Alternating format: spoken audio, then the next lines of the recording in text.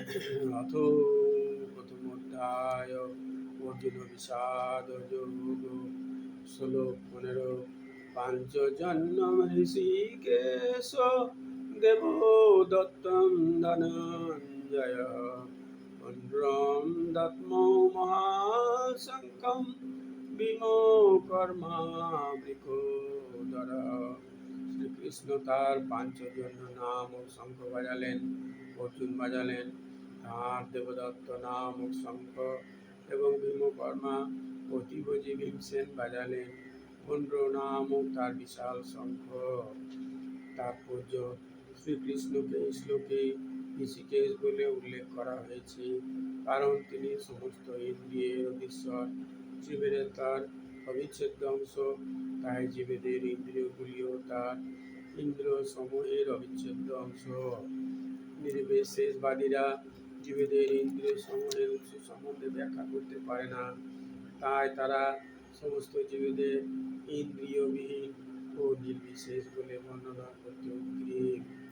সমস্ত জীবের অন্তরে অবস্থান করে ভগবান তাদের ইন্দ্রিয়গুলিকে পরিচালিত করেন, তবে তিনি সেটি করেন জীবের শরণাগতির মাত্রা অনুসারে, এবং শুদ্ধ ভক্তের ক্ষেত্রে তার ইন্দ্রিয়গুলিকে ভগবান প্রত্যক্ষভাবে পরিচালিত করেন। এখানে কুরুক্ষেত্রের যুদ্ধক্ষেত্রে অর্জুনের দিব্য ইন্দ্রিয়গুলিকে ভগবান সরাসরিভাবে পরিচালিত করেছেন, তাই এখানে তাকে ঋষিকেশ নামে বিশেষভাবে অভিহিত করা হয়েছে। ভগবানের বিভিন্ন কার্যকলাপ অনুসারে তার ভিন্ন ভিন্ন নাম আছে। যেমন মধু নামক দানবকে সংহার করবার জন্য তার নাম মধুসূদন, গাবীয় ইন্দ্রিয়গুলিকে আনন্দ দান করেন বলে তার নাম গোবিন্দ, বসুদেবের পুত্র রূপে অবতীর্ণ হয়েছিলেন বলে তার নাম বাসুদেব, দেবকীর সন্তান রূপে অবতীর্ণ হয়েছিলেন বলে নাম দেবকী নন্দন, বৃন্দাবনে যশোদার সন্তান রূপে তিনি তার বাল্যলীলা প্রদর্শন করেছিলেন বলে তার নাম যশোদা নন্দন, এবং সখা অর্জুনের রথে সারথি হয়েছিলেন বলে তার নাম পার্থ সারথি। সেরকম কুরুক্ষেত্রের রণাঙ্গনে অর্জুনকে পরিচালনা করেছিলেন বলে তার নাম ঋষিকেশ। অর্জুনকে শ্লোকে ধনঞ্জয় বলে অভিহিত করা হয়েছে কারণ বিভিন্ন যাগযজ্ঞের অনুষ্ঠান করার জন্য তিনি তার জ্যেষ্ঠ ভ্রাতাকে ধন সংগ্রহ করতে সাহায্য করতেন। তেমনি ভীম বৃকোদর নামে বিদিত, কারণ যেমন তিনি প্রচুর পরিমাণে আহার করতে পারতেন, তেমনি তিনি হিড়িম্ব আদি দানবকে বধ করার মতো দুঃসাধ্য কর্ম করতে পারতেন। সুতরাং পাণ্ডব পক্ষে ভগবান শ্রীকৃষ্ণ সহ বিভিন্ন ব্যক্তিত্ব যখন তাদের বিশেষ ধরনের শঙ্খ বাজালেন, সেই দিব্য শঙ্খধ্বনি যুদ্ধে অংশগ্রহণকারী সৈন্যদের কাছে অত্যন্ত প্রেরণাদায়ক ছিল। অপরপক্ষে এরকম কোনো লক্ষণ ছিল না, না ছিল সেখানে পরম নিয়ন্তা ভগবানের উপস্থিতি কিংবা সৌভাগ্যের অধিষ্ঠাত্রী লক্ষ্মী দেবী। অতএব যুদ্ধে পরাজয় তাদের জন্য পূর্বে নির্ধারিত হয়ে গিয়েছিল, এবং এই সমস্ত শঙ্খধ্বনির মাধ্যমে সেই বার্তায় ঘোষিত হয়েছিল। শ্লোক 16 থেকে 18।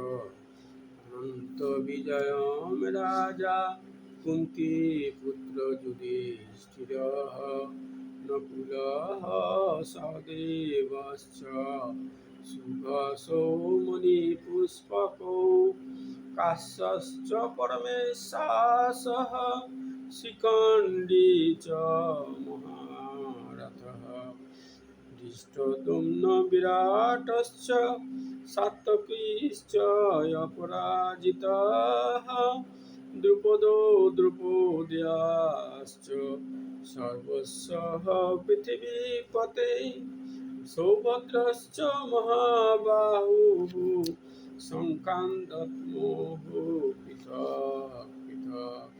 কুন্তিপুত্র মহারাজ যুধিষ্ঠির অনন্ত বিজয় নামক শঙ্খ বাজালেন এবং নকুল ও সহদেব বাজালেন সুঘোষ ও মণিপুষ্পক নামক শঙ্খ।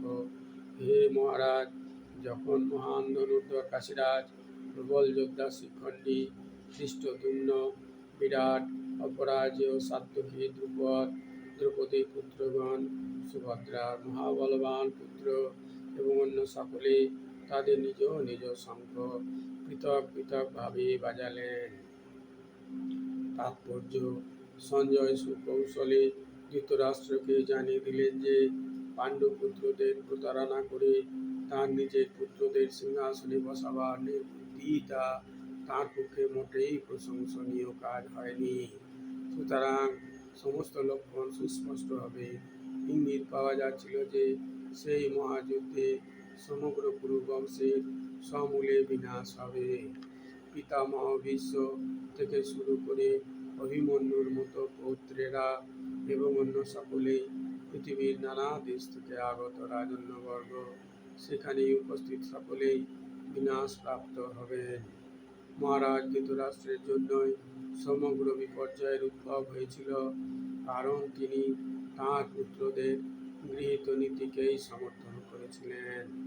শ্লোক 19 সহসোদ্ধর্তরাষ্ট্রাণাং হৃদয়ানি বেদারয়েৎ নভশ্চ পৃথিবীং চৈব তুমুলো অনুনাদয়ন।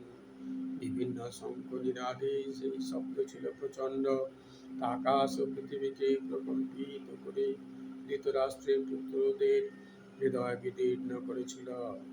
তাৎপর্য: ভীষ্মদেব এবং দুর্যোধনের পক্ষে অন্যান্যরা যখন শঙ্খ বাজিয়েছিলেন তখন পাণ্ডবদের বুক ভয়ে কেঁপে ওঠেনি, সেই ধরনের ঘটনার উল্লেখ নেই।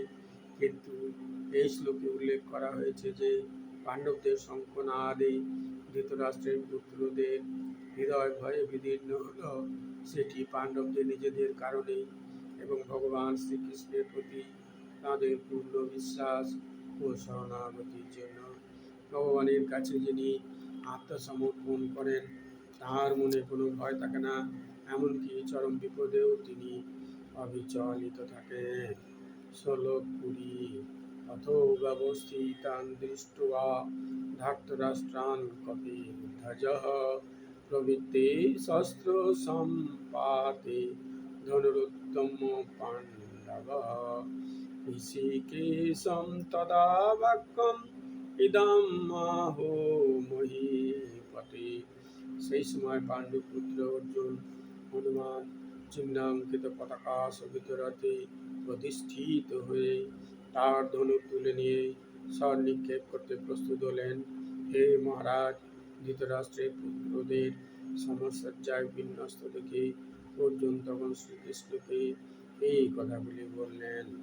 তাৎপর্য: যুদ্ধ শুরু হওয়ার মুহূর্তে উপরোক্ত বাক্যালাপ থেকে বোঝা যায় যে যুদ্ধক্ষেত্রে ভগবান শ্রীকৃষ্ণের দ্বারা প্রত্যক্ষভাবে পরিচালিত পাণ্ডবদের অপ্রত্যাশিত সমসজ্জা দেখে ধৃতরাষ্ট্রের পুত্রেরা অত্যন্ত হতোদ্যম হয়ে পড়েছিল।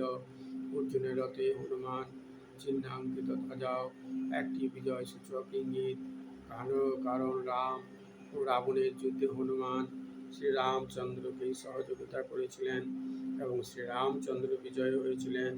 এখন এখানে অর্জুনকে সাহায্য করবার জন্য তাঁর রথে শ্রীরামচন্দ্র ও হনুমান দুজনেই উপস্থিত রয়েছেন।